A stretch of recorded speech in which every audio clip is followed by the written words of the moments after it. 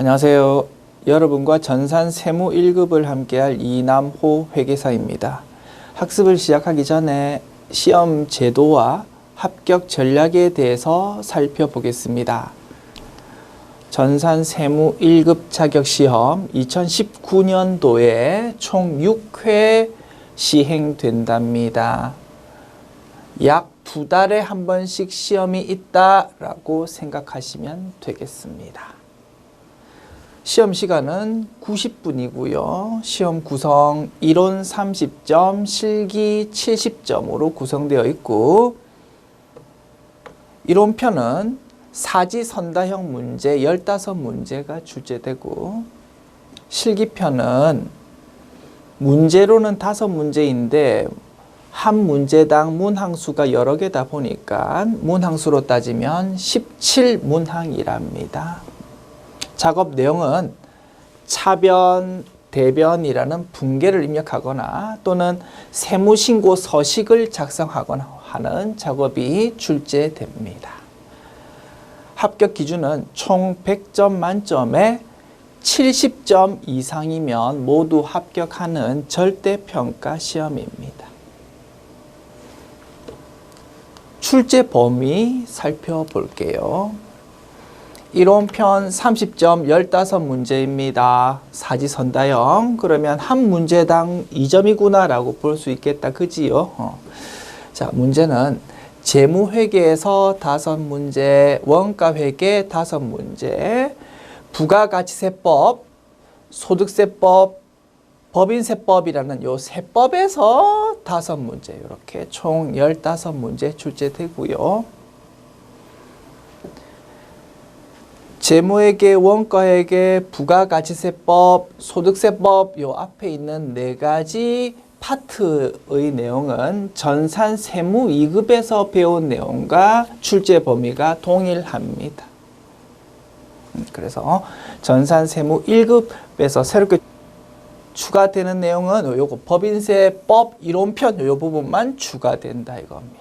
그래서 여러분 가지고 계시는 전산세무 1급 교재에서 제1장 그 부분이 법인세법 이론편입니다.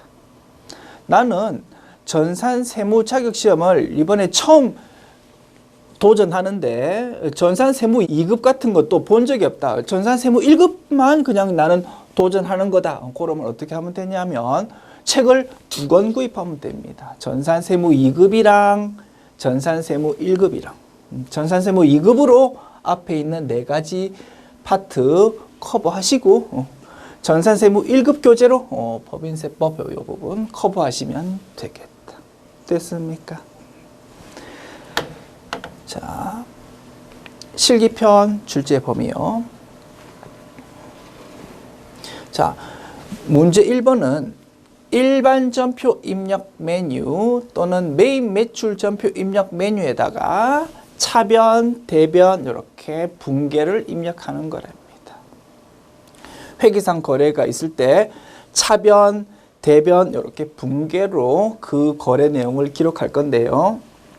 그 거래가 만약에 부가가치세 신고서에도 무언가 반영되어야 되는 거래라면 입력을 할 때 부가가치세 신고서에 들어가는 내용도 입력을 하고 차변, 대변, 장부에 기록되어야 되는 회계처리도 입력해야 될 겁니다. 그때 사용하는 메뉴가 메인 매출 전표 입력 메뉴고요. 그 거래가 부가가치세 신고와 전혀 관계없다. 그러면 차변, 대변 회계처리만 하면 됩니다. 그때 사용하는 메뉴가 일반 전표 입력 메뉴다 이겁니다. 그죠? 그렇게 문제 1번, 즉 전표 입력과 관계된 문제가 실기편 문제 1번이구나 라고 보시면 되겠고요. 기중의 회계 처리만으로는 완벽하게 우리 회사의 재무제표를 작성할 수 없답니다. 뭔가 부족한 부분을 좀 완벽하게 만들기 위해서 12월 31일 결산일에 분계해야 된답니다. 그거를 기말 수정 분계라고 부르고 그 내용이 워낙 이론적으로도 그렇고 실무적으로도 그렇고 중요하다 보니까 그 내용이 별도의 문제로 딱 떨어져 나와가지고 출제된답니다. 그게 실기편 문제 3번. 그리고 부가가치세법 이론에서 배웠던 지식을 가지고 부가가치세 신고와 관련된 여러 가지 서식을 작성하는 것이 실기편 문제 2번. 소득세법 이론에서 배웠던 지식을 가지고 원천징수 그리고 연말정산과 관련된 1년의 신고 서식을 작성하는 것이 실기편 문제 4번이 될 것입니다. 그리고 법인세법 이론에서 배웠던 지식을 가지고 법인세 신고와 관련된 서식을 작성하는 것이 실기편 문제 5번이 되겠다. 자, 그리고 배점은 문제 1번 12점, 2번 10점, 3번 8점, 4번 10점, 그리고 문제 5번이 엄청 점수 비중이 크다. 30점이 되겠습니다. 그리고 앞에 있는 문제 1, 2, 3, 4와 관련된 부분은 전산 세무 2급에서 배웠던 내용과 출제 범위가 동일합니다. 그래서 전산 세무 1급 교재로 이제 새롭게 추가하는 부분은 실기편 내용으로 보면 문제 5번 요 세무조정 요 파트만 학습을 하면 된다 이겁니다. 그래서 나는 전산세무 자격시험을 공부하는데 이번이 처음인데 처음부터 그냥 전산세무 1급을 나는 공부하는 거다. 그러면 어떻게? 전산세무 2급과 전산세무 1급 두 가지 교재 사가지고 앞에 있는 부분은 뭐 전산세무 2급 교재로 딱 공부하고 뒤에 있는 요 부분 가지고 요 전산세무 1급 교재의 제2장으로 딱 커버하시면 되겠습니다. 됐죠? 이렇게 이론편, 실기편, 출제 범위 살펴봤고요. 자, 그림으로 나타내면 이렇습니다. 전산세무 2급 교재와 강의에서 배우는 내용을 이렇게 네모로 표시합니다. 요 네모로 표시된 부분 하나도 빠짐없이 고스란히 전산세무 1급 출제 범위에 포함됩니다. 여기서 어렵진 않지만 이론편에서는 표준 원가 계산이라는 내용, 실기편에서는 근로소득 말고 사업소득, 이자소득, 퇴직소득을 지급할 때 원천징수하는 그런 내용이 실기편 문제 4번에서 조금 추가된답니다. 어렵진 않아. 그렇지만 새로운 내용이니까 공부는 해야 되겠다 이겁니다. 그 부분은 우리 교재 뒤쪽에 부록에서 설명을 하고 있습니다. 됐죠? 그리고 본문에 있는 제1장은 법인세 이론, 제2장은 법인세 실기편이거든, 그지? 제1장, 2장 그거를 딱 플러스 시키면 요게 이제 전산세무 1급 자격시험의 출제 범위가 된다 이겁니다. 아시겠죠? 자, 그리고 하나 강조드리고 싶습니다. 이론편 출제 범위가 이렇고 배점이 이렇다 보니까 보십시오. 부가가치세법, 소득세법, 법인세법, 세법이라는 굉장히 방대한 분야에 대한 내용이지만 공부하는데 굉장히 어렵다, 그지? 그런데 배점이 5문항밖에 안 나온다고 이론편에서. 그럼 배점 10점밖에 안 된다고. 그러니까 이 부분을 굉장히 소홀히 할 수 있다 이겁니다. 특히나 전산세무 1급 교재에 있는 법인세 이론편 굉장히 어렵거든요. 그거 겨우 문제수로 따지면 한 문제 또는 두 문제 나온다 이겁니다. 이론편에서 2점 또는 4점 요거 가지고 내가 공부해야 되겠어? 공부 안 할래? 라고 생각하시는 분이 있습니다. 그러면 절대 안 됩니다. 자, 법인세로 설명합니다. 법인세법이라는 요 내용은요, 이론편 문제 그거 풀려고 지금 공부하는 게 아니고 어떻게? 엄청 배점이 크잖아, 그치? 법인세 세무조정 요거 30조 요 문제 풀기 위한 지식이 어디서 공부된다고요? 법인세법 이론편에서 전부 다 공부가 된다 이겁니다. 그래서 이론편 문제로 보아서 배점 작다고 절대로 세법의 이론편 내용을 소홀히 하면 절대 안 된다라는 내용 꼭 강조드리고 싶습니다. 됐죠? 자, 우리 교재 특징 두 가지가 있습니다. 첫 번째, 기출 문제로만 구성해 놓았습니다. 어떻게? 모든 사람들이 시험을 한번 쳐보았던 좀 검증된 신뢰성 높은 문제구나라고 보시면 되겠고요. 출제된 문제 중에서 중요한 유형은 계속 반복적으로 공부할 수 있도록 제가 딱딱 배치해 놓았습니다. 그리고 출제 유형 중에서 누락되는 거 하나도 없도록 모든 중요한 출제 유형은 다 분석해가지고 교재에 실어 놓았다. 됐죠? 그리고 두 번째 특징. 제가 강조드렸습니다. 이론편 내용을 소홀히하면 안 된다고 했다. 왜? 그 내용이 바로 실기편 문제 푸는데 활용이 되니까. 그래서 이론과 실기를 연계해가지고 교재를 구성해 놓았습니다. 실기편 문제 해설을 할 때 달랑 서식 입력만 소개하는 게 아니고 그 실기편 작업을 하기 위한 우리 이론적인 그 내용들을 전부 복습하는 차원에서 전부 이렇게 해설을 달아가지고 이론편에서 배웠던 내용으로 문제를 일단 분석해 놓고 그 내용을 분석한 내용을 바탕으로 입력하는 식으로 그렇게 해설을 달아 놓았습니다. 그래야 실력이 쌓인다 이겁니다. 됐죠? 이렇게 교재 특징 살펴보았고 이제 제일 중요한 내용이겠다. 합격 전략 보겠습니다. 자, 모든 일에 목적을 달성하기 위해서는 구체적이고 핵심적인 활동이 필요합니다. 그 반드시 수행해야 되는 활동이 필요하고 그거를 우리는 전략이라고 부른다 이겁니다. 전산 세무 1급 자격시험을 합격하기 위한 전략은 무엇이냐고요? 요 노란색으로 표시한 부분입니다. 자, 법인세 실기편 점수 비중이 엄청 높고 법인세 이론편도 사실은 실기편 작업을 잘 하기 위해서 열심히 공부했던 거다. 그지? 굉장히 법인세 실기편 세무조정이 중요하다 이겁니다. 본문에서 배웠던 내용에다가 조금씩 살을 더 붙여가지고 변형해서 우리 부록에다가 자주 출제되는 세무조정 20선을 제가 실어 놓았습니다. 요거를 계속 반복적으로 풀어가지고 유사하게 출제됐을 때 신속 정확하게 풀 수 있도록 딱 연습해 두십시오. 그리고 우리 교재에 최신 기출 문제가 좀 넉넉한 회차로 제가 수록해 놓았거든요. 그 중에서 마음에 드는 것 4회분 정도를 골라서 시간 딱 재고 답 보지 않고 실전처럼 딱 치는 겁니다. 그래가지고 100점 만점에 70점 넘었다 그러면 합격한다 이겁니다. 아시겠죠?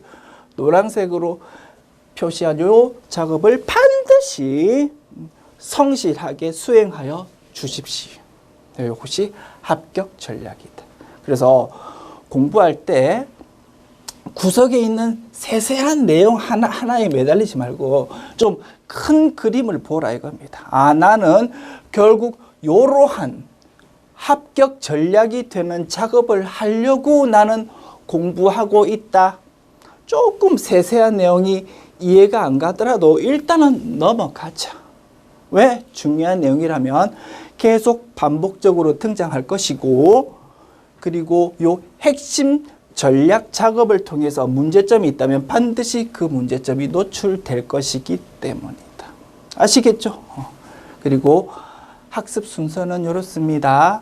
자, 전산 세무 2급을 공부한 상태에서 그러면 재무회계, 원가회계, 부가가치세법, 소득세법이 이제 어느 정도 실력이 쌓인 상태다. 그지? 거기서 전산세무 1급 교재 1장을 통해서 법인세 이론, 2장을 통해서 법인세 실기를 공부하고 그 다음에 중요하진 않지만 조금 그치 추가되는 요 내용에 대해서 부록을 통해서 공부한다 이겁니다. 그리고 부록에 중요하다고 말씀드렸던 자주 출제되는 세무조정 20선도 있거든요. 요것도 이제 여기서 부록에서 작업이 되는 거다. 그 다음에 이제 기출문제를 풀어보시면 되겠습니다. 아시겠죠? 이런 순서로 학습하여 주시고요. 공부하실 때 말씀드렸습니다. 세세한 거 하나하나에 매달리면 안 돼. 중요한 포인트가 있다 이겁니다. 그래서 저는 시험에 출제되는 거는요. 이론적으로 중요하다던가 또는 실무적으로 중요하다던가 이런 것들이 출제됩니다. 그런 거를 키포인트라고 부를 수 있겠다. 그죠? 그런 키포인트들을 하나도 빠짐없이 자세하게 제가 다 강조해 드릴 겁니다. 그래서 저를 믿으시고 키포인트만 딱딱 잡으시면서 외우면 안 돼. 철저하게 이해 위주로 접근하시면서 저를 따라와 주시면 여러분 반드시 합격하실 겁니다. 전산세무 1급이 출제 범위가 좀 방대하고 시험 시간이 좀 부족하기 때문에 합격률이 높지 않아. 괜찮아. 기죽지 말고요. 말씀드린다. 저를 믿고 성실하게 쭉 따라와 주신다면 반드시 합격할 수 있습니다. 자, 이 부분은 설명드렸다, 그죠? 제가 설명 안 드리는 내용 중에서 뭐 책에 있는 구석진 내용 그런 거에 필이 곱해가지고 막 거기에 막 시간을 막 투입하고 있다고. 그러면 손해야. 지치기 전에 빨리 중요한 키포인트만 따박따박 챙기면서 진도를 쭉 나가야 된다고. 그래서 이해 안 가는 부분 과감하게 넘어가고요. 중요한 패턴은 반드시 반복되게 되어 있다. 뒤에서 문제점 노출될 수 있으니까 저를 믿고 좀 따라와 주십시오. 자, 시험 첫날 제일 불안합니다. 하나도 공부 안 한 것 같다, 그지? 누구나 그렇다고. 괜찮습니다. 시험 전날은 내가 지금까지 공부했던 내용을 그냥 눈으로 쭉 한두 시간 안에 쭉 구경만 해두시면 충분합니다. 그래서 공부하실 때, 요 내용은 시험 전날 눈으로 한번 봐야지라고 뭐 그렇게 체크를 딱딱 해주시면 굉장히 도움이 될 겁니다. 됐죠? 자, 시험 당일 3가지 말씀드리고 싶습니다. 먼저 전자계산기 하나 가지고 가십시오. 더하기, 빼기, 곱하기, 나누기만 되면 됩니다. 큰 거 있다, 그지? 쌀집 계산기라고 부른다. 그거 하나 들고 가십시오. 물론 시험장에 있는 컴퓨터로도 계산기 기능 활용할 수 있지만 굉장히 불편합니다. 문제 풀면서 뭐 그 계산기 기능 활용하려면 굉장히 불편하다고. 시간이 우리가 별로 여유가 없거든요. 시험 시간이 부족한 상황에서 조금 불편한 게 있으면 굉장히 큰 스트레스가 될 수 있습니다. 별거 아니지요. 쌀집 계산기 1개 들고 가자. 그리고 요게 중요하겠다, 그죠? 확신을 가지고 시험을 자신감 있게 딱딱 답을 적고 넘어가십시오. 이론편도 그렇고 실기편도 그렇고 워낙 회계학과 세법이 방대하다 보니까 우리가 미처 공부하지 않았던 내용이 출제될 수 있습니다. 괜찮아. 기죽지 마. 나만 그런 게 아니야. 다 똑같은 입장이거든요. 그런 문제 출제되더라도 내가 알고 있는 지식 범위 내에서 자신감 있게 내가 알고 있는 지식 범위 내에서 그냥 답을 찍고 넘어가는 게 중요하다 이겁니다. 아시겠죠? 중요한 키포인트는 전부 다 제가 다 설명드린다고. 내가 공부한 거 외에서 출제됐다. 뭐라고 바꿔 말하면 별로 중요한 게 출제된 거다. 그런 게 많지 않겠다. 그죠? 끼케야 한두 문제겠지. 뭐. 자신감 있게 그런 거 신경 쓰지 말고 확신을 가지고 내가 알고 있는 것만 자신감 있게 푼다라는 마음으로 빨리 넘어가 주십시오. 결국 뭐 시간 관리하자 이겁니다. 90분이 굉장히 긴 시간인데, 그지? 출제되는 문항수가 많다 보니까 시간이 쫓깁니다. 그래서 자신감 있게 이상한 내용에 막 시간 투입하지 말고 자신감 있게 답 적으면서 시간 관리하자. 내가 알고 있는 공부했던 내용을 모두 다 시간 안에 풀고 나온다? 그러면 난 합격하는 거라고. 아시겠죠? 이렇게 3가지 내용 시험 당일에 명심해 주십시오. 됐습니다. 지금까지 시험 제도와 합격 전략에 대해서 살펴보았습니다. 설명 들어보시니까 조금 자신감이 좀 생겨지셨습니까? 공부 좀 해봐야 되겠다라는 의욕도 좀 불타오르십니까? 됐습니다. 저와 함께 앞으로 열심히 달려봅시다. 감사합니다.